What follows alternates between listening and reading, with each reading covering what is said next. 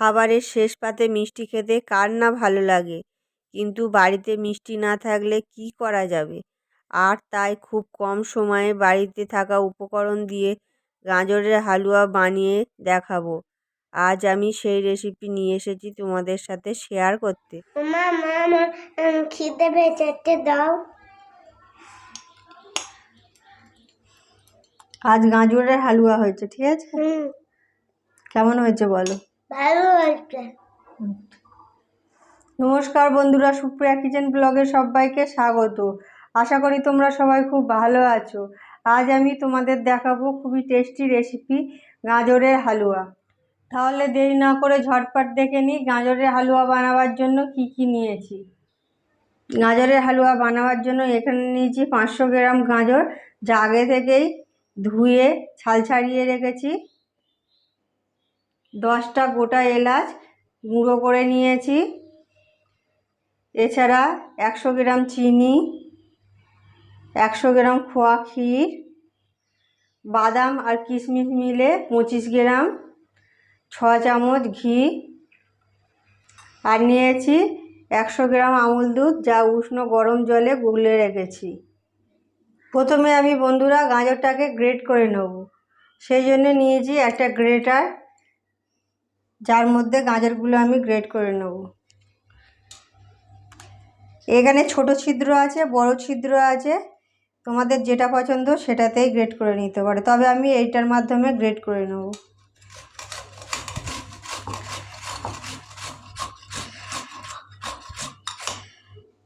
এইভাবে আমি একে একে সব কটা গাজর গ্রেট করে নেব।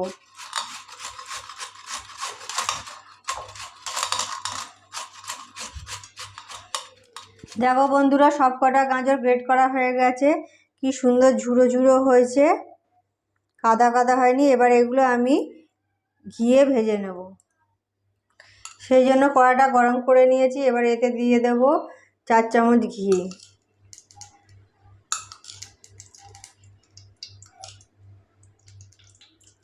ঘিটাও ভালোভাবে গরম হয়ে গেছে। এবার এতে দিয়ে দেব আগে থেকে গ্রেট করে রাখা গাজরগুলো।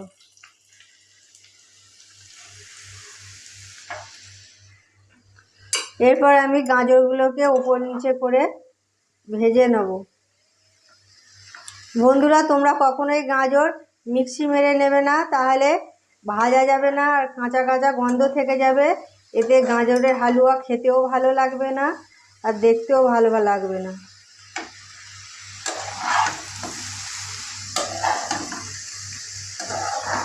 সেই সময় 2 থেকে 3 মিনিট অন্তর নেড়ে দিতে হবে, নাহলে তলা লেগে যাবে। আর একবার যদি তলা লেগে যায় তাহলে হালুয়া খেতে একদমই ভালো লাগবে না।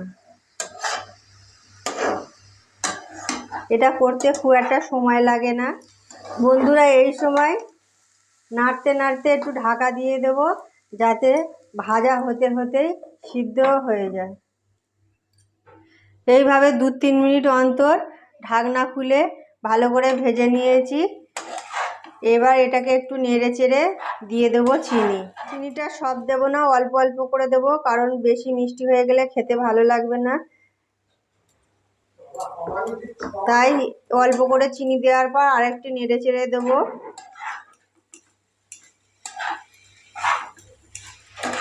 বন্ধুরা, গাজর ভাজার সময় অবশ্যই গ্যাসটাকে লো ফ্লেমে রাখবে। আমার ভাজা প্রায় কমপ্লিট হয়ে গেছে। আর দেখো, গাজর থেকে অল্প ঘি ছেড়ে দিয়েছে। এরপর আমি এর মধ্যে দিয়ে দেবো আগে থেকে গ্রেট করে রাখা খোয়া ক্ষীর।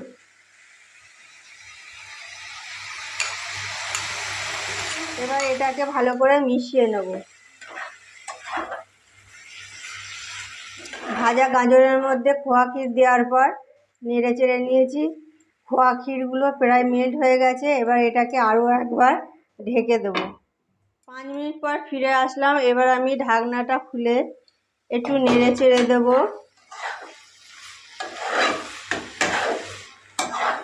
যেহেতু গাজর একটু মিষ্টি মিষ্টি খেতে ভালো লাগে, তাই আমি আরও একটু মিষ্টি এর সাথে অ্যাড করে দেবো।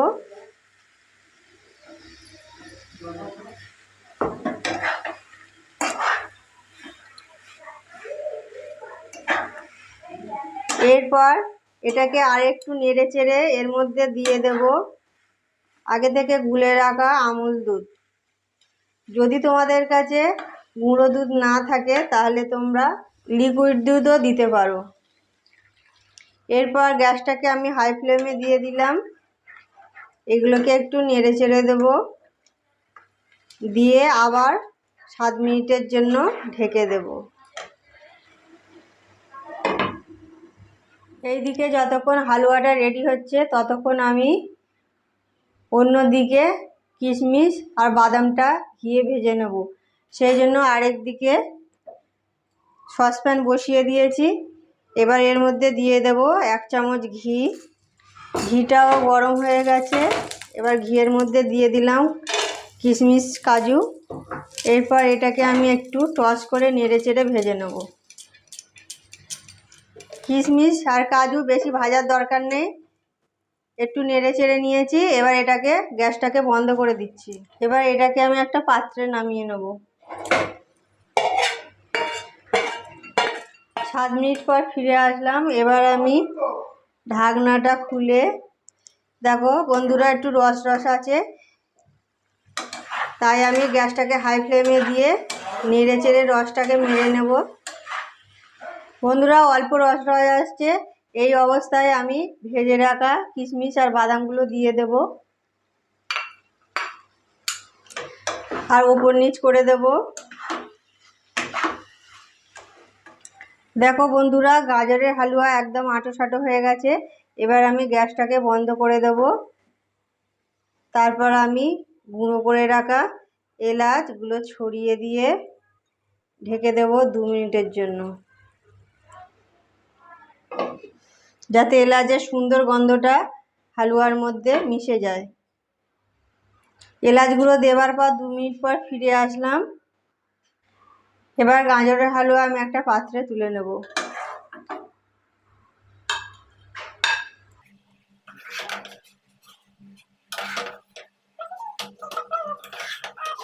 গাজরের হালুয়া পাত্রে নামানো হয়ে গেছে ডেজার্ট হিসাবে পরিবেশনের জন্য। আমাদের এই টেস্টি গাজরের হালুয়ার রেসিপিটি যদি তোমাদের ভালো লেগে থাকে তাহলে একটা লাইক, শেয়ার, কমেন্ট এবং আমার চ্যানেলটিকে সাবস্ক্রাইব করার অনুরোধ রইল। ভালো থাকবে, সুস্থ থাকবে, দেখা হবে পরবর্তী পর্বে।